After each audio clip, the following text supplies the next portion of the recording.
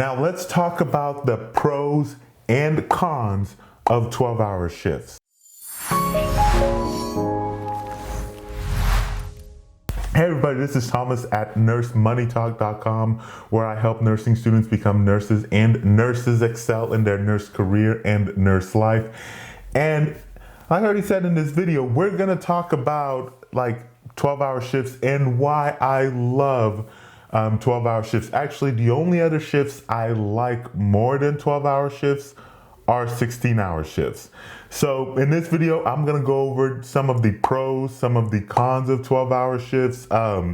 This will also accompany other videos we're gonna do that will discuss about 8-hour shifts and also discuss about 16-hour shifts, which are, some of the shifts that I've had a lot of experience working. Before I get started with this, don't forget and hit that thumbs up and that subscribe button so you do not miss any of our next videos. Let's just dive right into it. Pro number one is you're going to have more days off. So if you work in a job, so looking specifically at nursing, but this can be for any job actually, but a lot of some facilities will let you just do 36 hours. So if you think about it, 3/12, so that'll be 36 hours. And so 36 hours a week.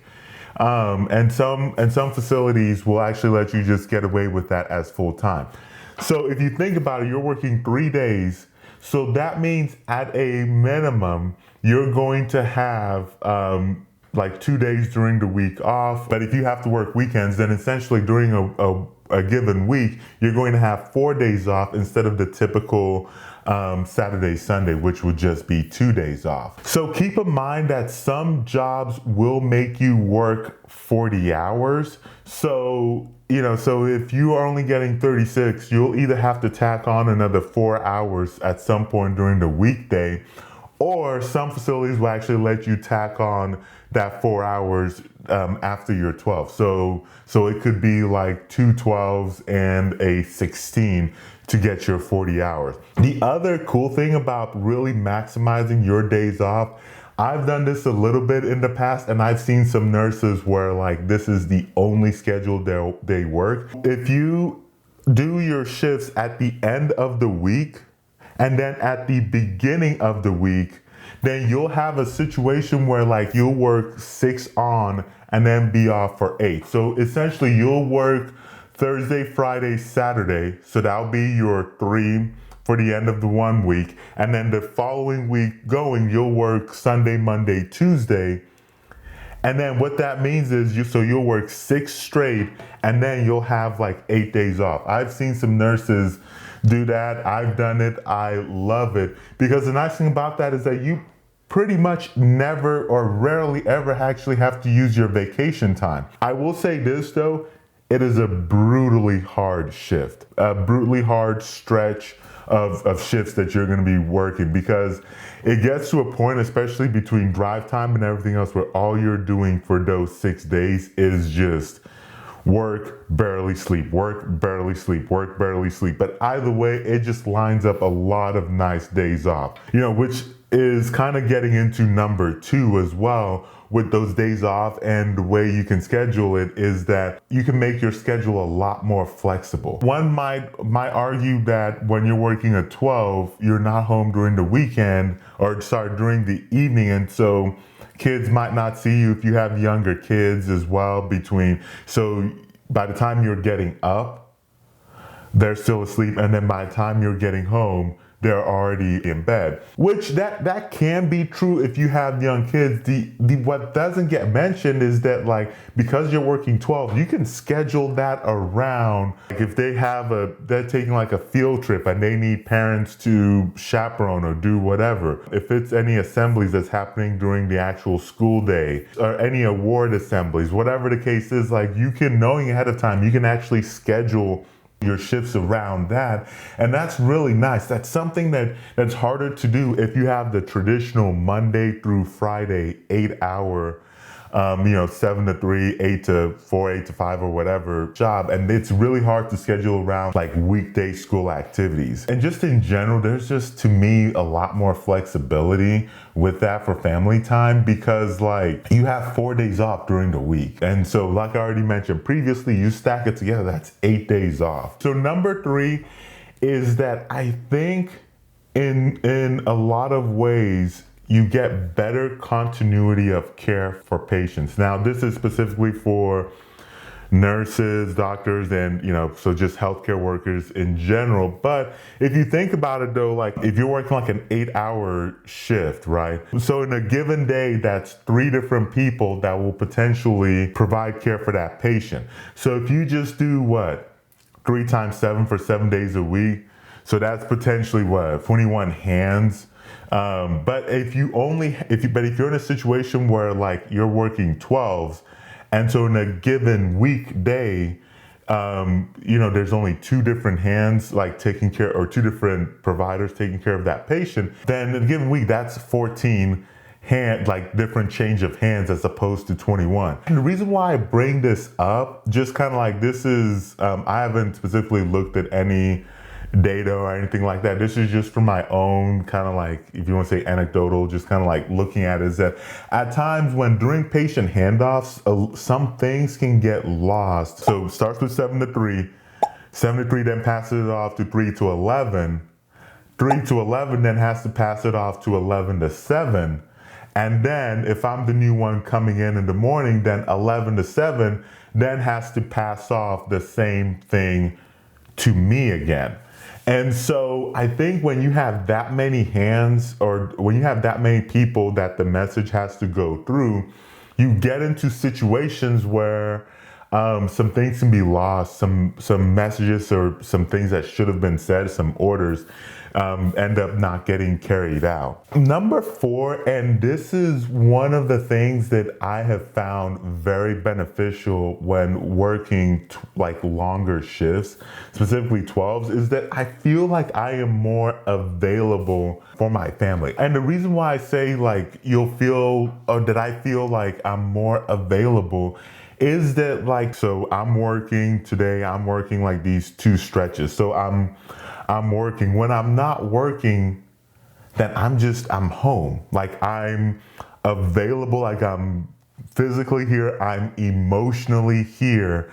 I don't have to deal with work. I don't have to run into a situation where like, if you're doing an 8-hour shift or like we'll just say like an 8 to 4, whatever, where like I go to work for 8 hours, come back at like 4 or 5 in the evening, and then like work has already drained me.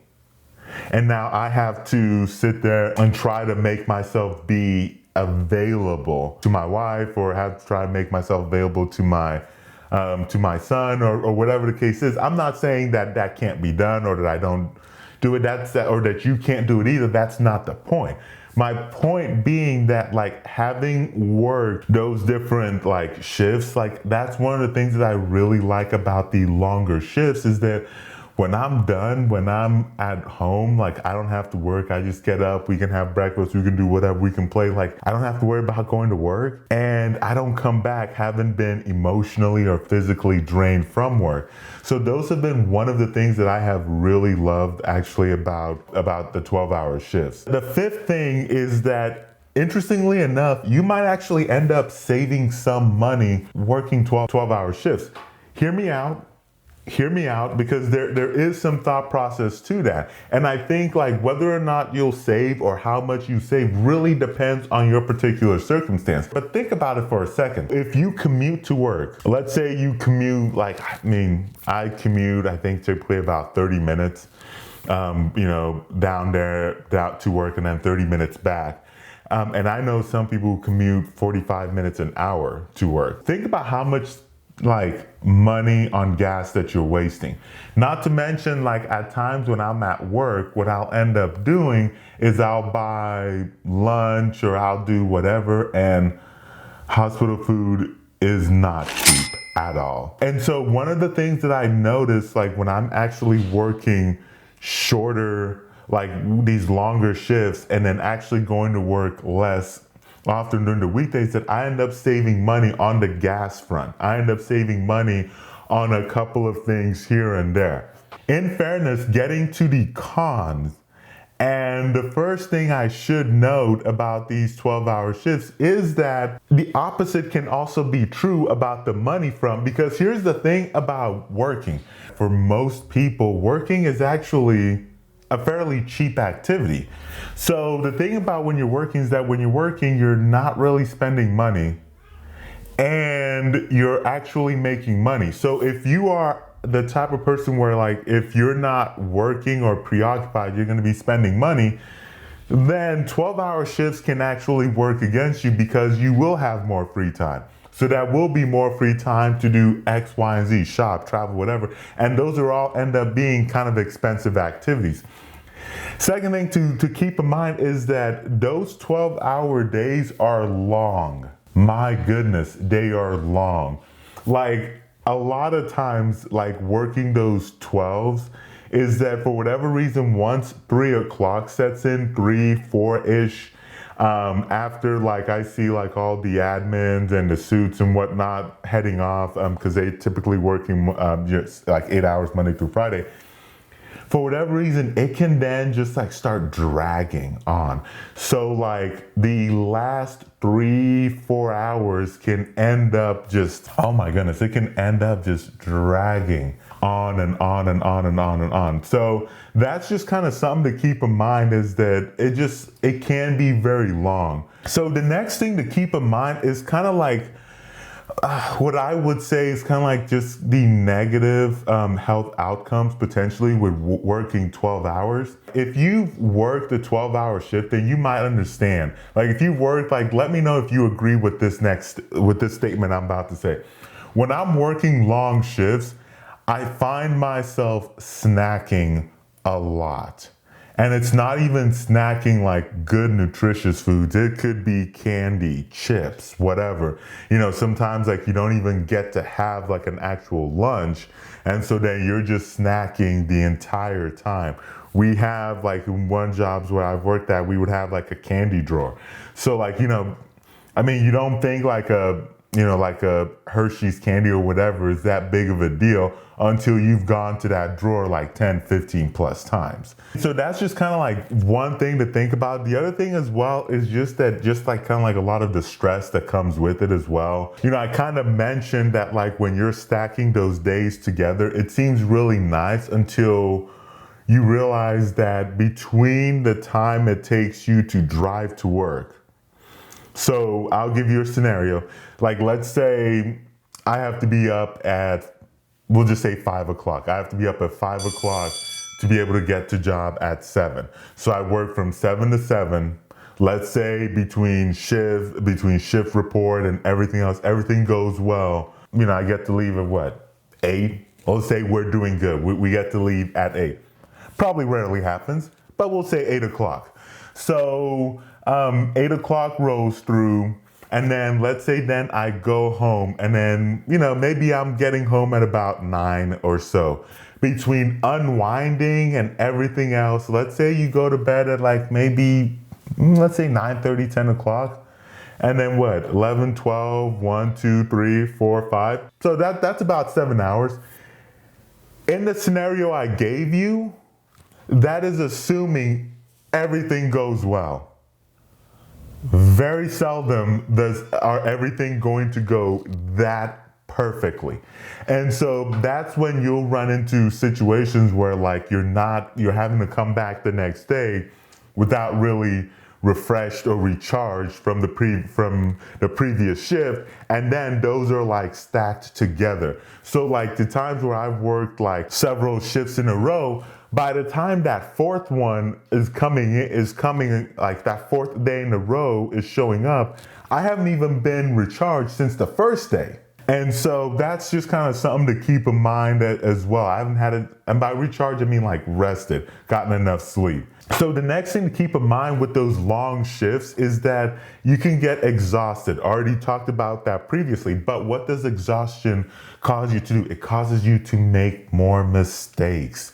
more mistakes that potentially lead to poor outcomes, poor patient outcomes. And then in situations where like healthcare is concerned, or even if you're listening to this and you're not in healthcare, you're doing a job where lives are on the line, mistakes are a big deal. It's a huge deal. So that's something to keep in mind as well. The next con I want to bring up, and that's something to keep in mind after you've worked, like if you do what I said before, which is working those long stretches, or you stack up your days together, is that at times your days off that you're going to be out like traveling, doing whatever, shopping, sometimes your days off is actually just spent trying to recover.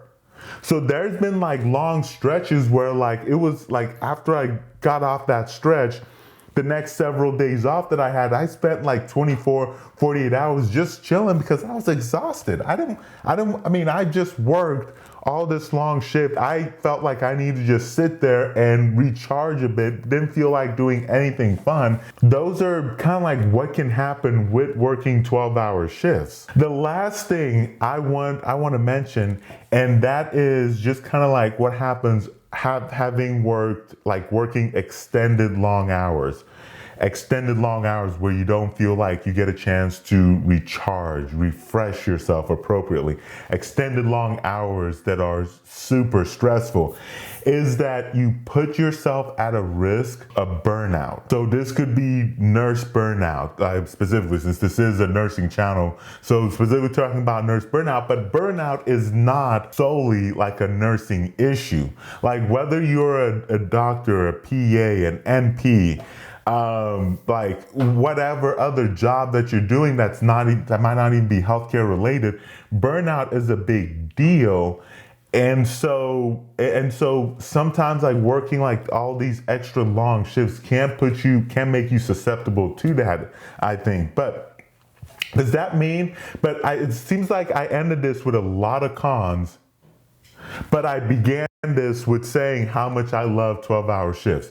I still stand by that statement. I love 12-hour shifts. I know these cons are there, and I'm aware that these cons are there, but it's just about being proactive in terms of how I manage those cons when I'm working the shifts. And also like it's gonna be dependent on you as well, because at times the pros, depending on you, you might be like me where the pros are far greater than the con, or you could have a certain other circumstance, and this is fine too, where the cons of 12-hour shifts are just too great for you. It's a lot greater than the pros, and that is fine. Ultimately, I give you the pros and I give you the cons so that you can get an idea of what's going to work for you, what's going to work for your family, and what's going to work for your situation. So just kind of as a random plug-in right there, if you are interested in finding 12-hour shift positions, whether that be nursing or whatever else, make sure you go to nursemoneytalk.com/jobs. You'll get to our job board, and then you can look for whatever it is that you want to check out. So I'll put the link to that in the description below. The next thing I want to say is that the video you'll see that'll show up is I'm actually going to go through and I'm going to give you some tips, some of my tips for working 12-hour shifts. And these are going to be some tips that I have found helpful over the years, having worked as many, 8, 12, 16-hour shifts that I've worked. So you can go check that out. Don't forget to hit that thumbs up button, and I will catch you very soon in that next video.